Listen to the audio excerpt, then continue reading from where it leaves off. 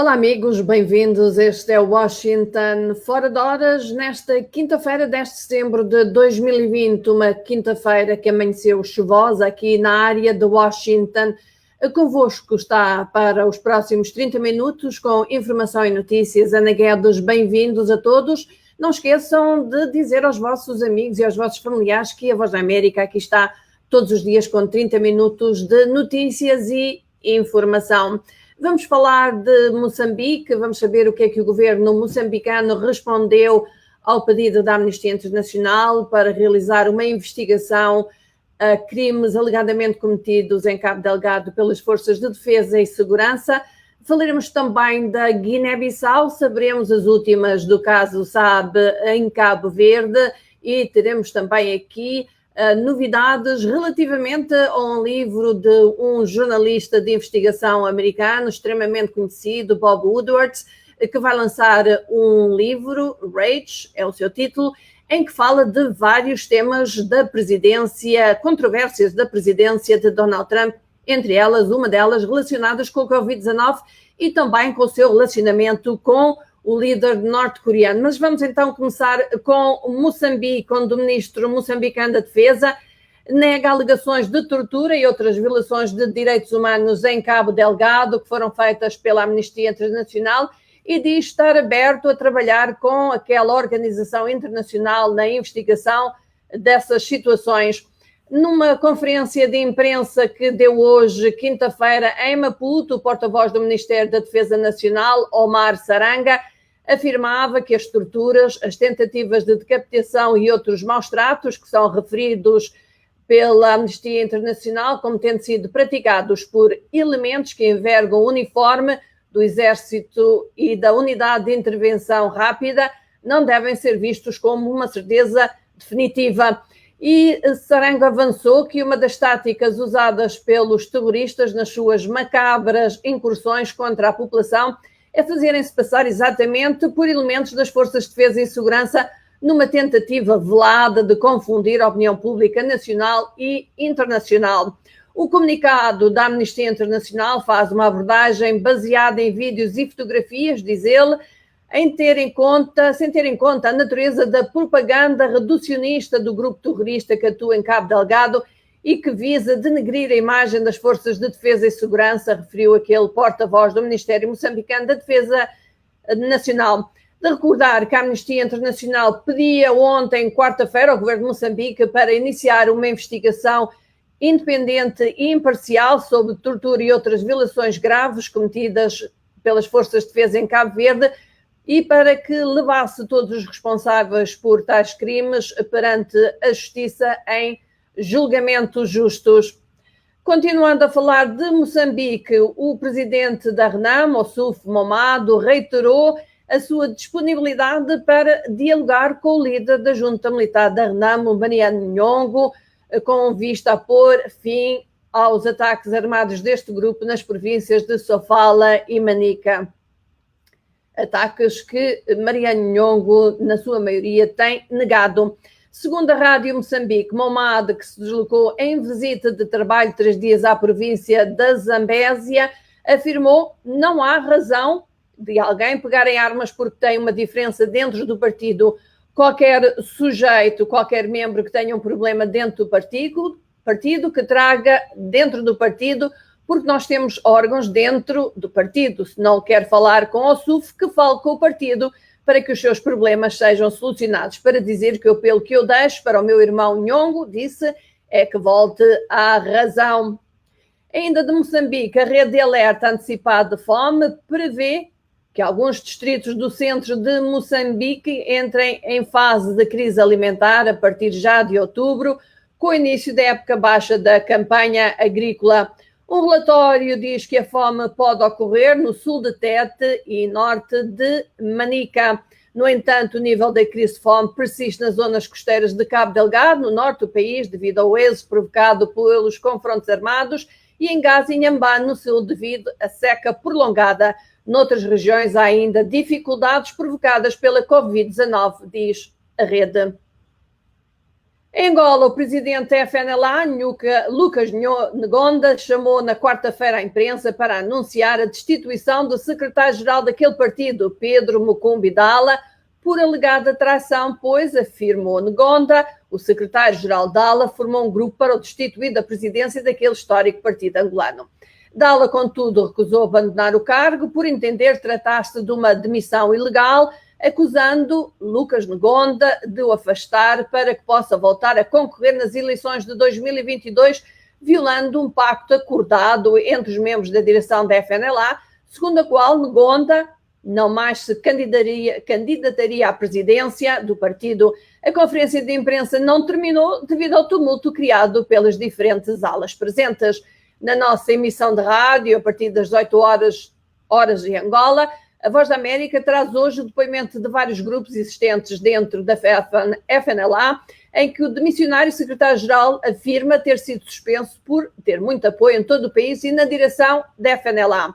E Ngonda, o presidente da FNLA, com prazos expirados já desde 2019, reconhece a existência de crise dentro daquele partido, mas esclarece que não pode ter medo da crise quando a causa é pelo partido.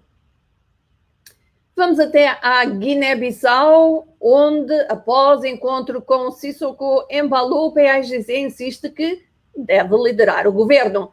Uma delegação do PAIGC reuniu-se hoje com o presidente Umaro Sissoko Embalo para analisar a situação política no país, mas após o encontro insistiu que deve ser o PAIGC a liderar o governo. A insistência é sustentada pelo facto de ter vencido as últimas legislativas. Algumas vozes dizem que Umaro Sissoko Embalo pretende a integração de membros do PAIGC no atual governo, mas o partido não concorda.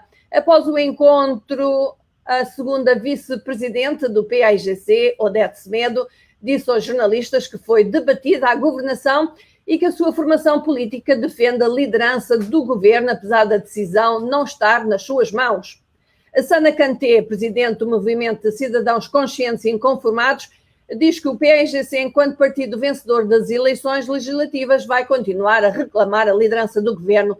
O diálogo é aceitável e evita qualquer via de conflito violento. Defendemos a devolução do PAIGC à liderança do governo. Citamos: o Conselho Nacional da Juventude pediu à classe política que se entenda e coloque o país acima dos seus interesses. Vamos agora viajar até Cabo Verde, onde a Procuradoria-Geral da República disse ter realizado uma visita surpresa à cadeia onde está detido o empresário colombiano Alex Saab e não encontrou indícios de tortura, como alegava o intermediário e representante do presidente venezuelano Nicolás Maduro. Saab foi detido em Cabo Verde a pedido dos Estados Unidos, que o considera o testa de ferro de Nicolás Maduro. A Procuradoria diz que visitou a cadeia na sequência de uma carta que Alex Saab tornou pública a partir da cadeia onde se encontra, na Ilha do Sal, e na qual alegava que estava a ser torturado por 4 empregados norte-americanos naturais de Cabo Verde. Das diligências efetuadas, resulta que não existem indícios de que o detido tenha sido torturado, havendo, pelo contrário, indícios fortes de que o mesmo vem-se automutilando dentro da cela, o que levou a direção do estabelecimento prisional a retirar-lhe o objeto pessoal utilizado para o efeito, disse a Procuradoria. Saab deve ser extraditado para os Estados Unidos, mas a sua defesa meteu recurso e aguarda agora a decisão do tribunal. E antes de passarmos aqui aos Estados Unidos, onde vamos falar sobre exatamente o livro de Bob Woodward, que vai ser lançado na próxima semana e em que se fala de várias controvérsias da presidência de Donald Trump, dar os meus alôs aos nossos colegas, aos nossos amigos aqui em sintonia já connosco. Temos o Rogério, lavagem cerebral que tem, diz: boa noite, voa, estamos bem, esperamos que esteja tudo bem com vocês. Ele está em Tóquio. Arigato, diz ele, arigato, obrigada, de nada. Godinho Salvador, ele diz: boa tarde, estou em Cabo Delgado, como posso ajudar a colaborar? Se já nos disser como estão as coisas em Cabo Delgado, seria muito bom, pelo menos, compartilhar aqui com os nossos amigos internautas também, para saber o que se passa em Cabo Delgado. Temos também o Sebastião Inesmo, que fala que constitui uma mentira essas as incursões dos insurgentes As populações não entendem bem o que ele escreveu aqui, diz só para denegrir a imagem do Ministério da Defesa, fala de Xai-Xai, Patrício Lumumba em Gaza. Ora, são opiniões, tal como outras pessoas dizem que, de facto, há violações de lado a lado, tanto do lado das forças de defesa, quando tentam encontrar os insurgentes e quem os apoia, como do lado dos insurgentes que tentam, de alguma forma, estabelecer-se naquela região rica em gás natural. Temos também connosco o nosso Léo, o nosso produtor, diz bom dia, boa tarde, boa noite, mundo. Olá, Léo, tudo bem? Está de férias o Léo. Temos também o Domingos Jolá, diz boa tarde, Ana Guedes, está em Maputo, hoje com o céu totalmente limpo, mas muito agitado. A essas horas, movimento de pessoas pois estão largando do trabalho. Quanto ao assunto de Nhongo e Cabo Delgado, muita tinta vai correr ainda porque há interesses híbridos. É uma opinião e provavelmente muitos analistas diriam exatamente, mais ou menos, exatamente, não digo, mas mais ou menos a mesma coisa. Então, vamos então aqui avançar para notícias dos Estados Unidos. O presidente Donald Trump sabia no início de 2020 o quão mortal o coronavírus poderia ser para os Estados Unidos, mas intencionalmente enganou o público americano sobre a gravidade da doença para evitar o pânico das pessoas. Isto de acordo com o novo livro do jornalista Bob Woodward, intitulado Fear. Conforme o vírus começou a espalhar-se da China por todo o mundo, o Conselho de Segurança Nacional americano Robert O'Brien disse a Trump, em reunião na Casa Branca, a 28 de janeiro, esta será a maior ameaça à segurança nacional que enfrentará na sua presidência, isto de acordo com o livro. Trump minimizou publicamente a ameaça e, 10 dias depois, ligou para Woodward, segundo Woodward, e disse que achava a situação muito mais assustadora e que o vírus era mortal. Publicamente, Trump dizia aos americanos que o vírus desapareceria em breve e que não era pior do que uma gripe sazonal. E insistia que o governo dos Estados Unidos o tinha totalmente sob controle. A porta-voz da Casa Branca, Kelly McEnany, tentando minimizar o dano político destas declarações, disse que Trump queria manter o país calmo. É isso que os líderes fazem. Citamos, as revelações surgem menos de 8 semanas antes da eleição presidencial. Recordamos, é 3 de novembro, entre Trump e o seu adversário democrata, o ex-vice-presidente Joe Biden. Biden, que está de visita de campanha ao estado de Michigan, campo de batalha político no centro-oeste, atacou o desempenho de Trump ao lidar com o coronavírus, que já matou cerca de 190 mil americanos e infectou mais de 6,3 milhões, ambos os números são os maiores totais nacionais em todo o mundo. Biden disse que durante meses Trump mentiu intencionalmente e voluntariamente ao público americano sobre a ameaça que o vírus representava para o país. No livro de Bob Woodward, Rage, faz ainda luz ao relacionamento improvável entre o presidente dos Estados Unidos, Donald Trump, e o líder norte-coreano Kim Jong-un, com base em cartas pessoais que Trump e Kim trocaram nos últimos 2 anos. O jovem líder norte-coreano enche Trump de elogios extravagantes, chamando-lhe repetidamente de Vossa Excelência e saudando a sua amizade profunda e especial, mesmo quando as conversas ou as negociações nucleares entre os Estados Unidos e a Coreia do Norte estavam a fracassar. Trump frequentemente retribuiu os elogios. Ele descreveu Kim como muito além de inteligente, isto de acordo com o Post. O jornal diz que Trump se gabou para Woodward, que Kim conta tudo, incluindo uma descrição gráfica de como ele matou o seu tio, Jang Song-tak. O poderoso Jang foi executado no final de 2013 por traição e amante de Kim Jong-un. Bob Woodward tornou-se conhecido por, juntamente com o seu colega repórter também do Washington Post, Carl Bernstein, terem posto a descoberto o escândalo de corrupção política de Watergate, isto na década de 1970, que levou à renúncia do presidente Richard Nixon. A pandemia do Covid-19 já provocou quase 899 mil mortos no mundo e infectou mais de 27,6 milhões de pessoas, isto em 196 países e territórios. Em 55 países de África, há perto de 32 mil mortos confirmados e mais de 1,3 milhões de infectados, segundo estatísticas mais recentes sobre a pandemia no continente. Entre os países africanos lusófonos, Angola lidera em número de mortes, com 126 mortos e 3.092 casos. Segue-se Cabo Verde, 42 mortes, 4.400 casos.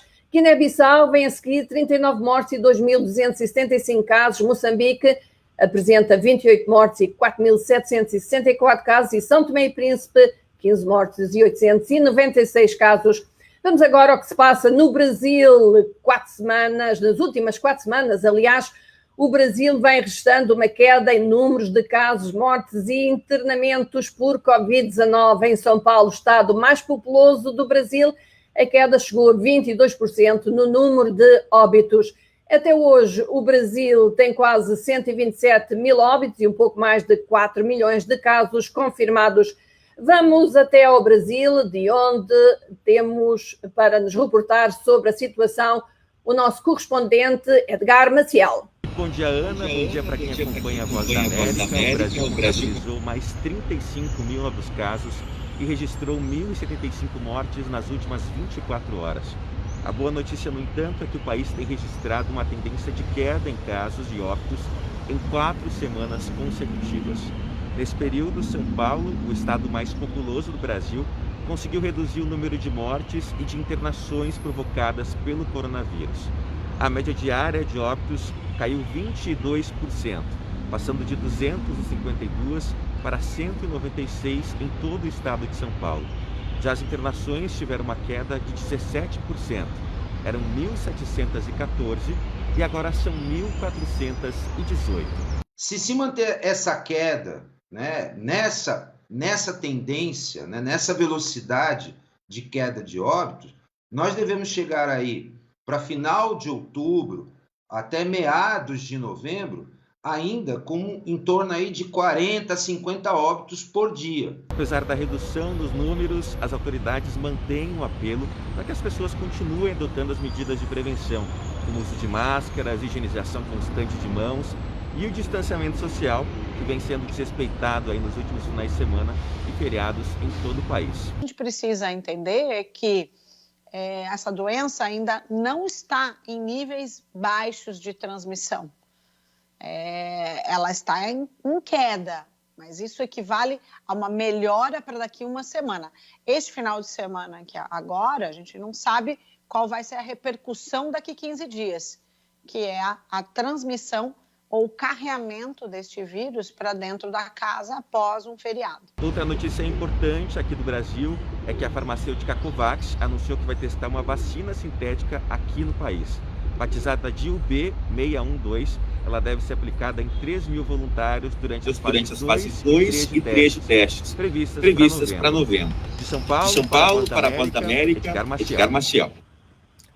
E mudando de tema, vamos aqui ficar de novo com o relacionamento entre a China e os Estados Unidos cada vez mais difícil. A China acusou esta quinta-feira Washington de perseguição política e discriminação racial depois dos Estados Unidos confirmarem que revogaram os vistos de mais de 1.000 estudantes chineses, isto sob ordem do presidente Donald Trump, que acusava alguns de espionagem. Na declaração de revogação dos vistos, ordenada pela administração americana, que data de maio, quando as tensões aumentavam já com Pequim em várias frentes, afirmava-se que alguns cidadãos chineses oficialmente nos Estados Unidos para estudo tinham roubado propriedade intelectual e ajudado a modernizar as forças armadas chinesas. Quase 370 mil estudantes da China foram matriculados em universidades americanas em 2018-2019, o maior número de qualquer outro país, e a sua existência é uma fonte lucrativa para as universidades. As autoridades americanas afirmam que o número de casos de espionagem envolvendo a China aumentou nos últimos anos como parte de um esforço por parte do governo em Pequim. As autoridades americanas acusam a China de tentar roubar pesquisas universitárias sobre a Covid-19, uma razão citada para o encerramento do consulado da China em Houston em junho pelo governo de Donald Trump. No Zimbábue, a ansiedade e a confusão tomaram conta dos agricultores negros depois do governo anunciar que devolveria as terras a alguns agricultores brancos que foram expulsos das suas fazendas pelo ex-presidente Robert Mugabe. As autoridades estão a tentar tranquilizar os fazendeiros negros e reassentados no que alguns temem ser uma reversão das reformas agrárias. Henrik von Pezold perdeu as suas terras em 2001 quando o governo do Zimbábue adotou uma ampla política de reforma agrária e começou a expulsar os brancos das suas fazendas. Agora ele pode recuperar as terras graças a um acordo entre os governos alemão e zimbabueano para proteger os investimentos privados nos seus respectivos países, conhecido como Acordo Bilateral de Promoção e Proteção de Investimentos, que o governo do Zimbábue ignorou ao tomar as terras. O cidadão alemão levou o governo do Zimbábue ao Centro Internacional para a Resolução de Disputas sobre Investimentos. O Tribunal de Arbitragem, com sede em Washington, ordenou que o governo do Zimbábue pagasse uma indenização a von Pezold. Ele está cautelosamente otimista após o anúncio do governo na semana passada de que devolveria terras a alguns fazendeiros brancos. É um passo muito positivo que o governo reconheça as suas obrigações internacionais. No entanto, já tivemos esse tipo de anúncio antes e queremos ações, não palavras. Estamos interessados em ver o que o governo realmente faz. O Sindicato dos Fazendeiros Comerciais, que representa os agricultores brancos no Zimbábue, recusou comentar o último anúncio do governo. Em julho, o governo do Zimbábue assinou um acordo com o sindicato para pagar 3,5 bilhões de dólares em compensação aos fazendeiros brancos que perderam as suas terras, embora não esteja claro como o governo obterá o dinheiro. Emiliana Duri, de 63 anos, ex-soldado, é uma das que recebeu parte das terras de von Pezold em 2001. Ela espera que a reintegração da posse das terras pelo governo não a afete. Saka zvinhu zvinorwadza kuti ivhu ratakarwira. Seria doloroso que a terra pela qual lutamos me pedissem para dar um branco quando ele partiu. É muito doloroso. Então pergunto, por que lutei eu? É apenas terra, portanto não deve ser desalojada. Até para outro negro, porque não há uma pessoa mais importante que outra. Somos todos iguais. Então é doloroso. Kana kutonzi ibva pauyo umwe munhu nekuti hakuna akakosha kudarika umwe munhu. Tese takakosha. Saka zvinorwadza. O governo do Zimbábue diz que apenas 3% dos reassentados serão afetados pelo novo anúncio. Os restantes fazendeiros brancos seriam pagos por empreendimentos feitos nas suas antigas propriedades. O governo, diz o ministro da Agricultura Anxios Mazuka, quer que os agricultores preparem a safra agrícola 2020-2021, começou na semana passada com o plantio de tabaco. E continuamos a falar do Zimbábue porque mediadores do governo sul-africano, do ANC, mantiveram conversações com o partido no poder, a ZANU-PF, para ajudarem a resolver problemas políticos e económicos neste país. Nos protestos governamentais proibidos em julho, pelo menos 20 manifestantes foram presos e acusados de incitarem à violência pública. O secretário-geral do ANC disse no final da reunião que há desafios sérios no Zimbábue, tal e qual como há desafios sérios na África do Sul, diz ele, desafios de pobreza e de fome que devem ser solucionados. Vamos agora ao Mali, onde ministros e parlamentares do Mali que adquiriram limusines do governo e carros com tração às 4 rodas durante a governação do presidente deposto Ibrahim Boubacar Keïta se apressaram a devolver os veículos após os novos governantes militares solicitarem a sua devolução. A junta fez um apelo breve, mas cortês, no domingo, pedindo aos ex-legisladores e ministros que devolvessem os veículos do governo que foram colocados à sua disposição. Eles tinham até terça-feira para o fazer. Entretanto, a junta militar lança a partir de hoje uma consulta nacional de 3 dias com partidos políticos, sindicatos e ONGs, enfrentando questões internas e pressões do exterior sobre os seus planos de devolver o país a um governo civil.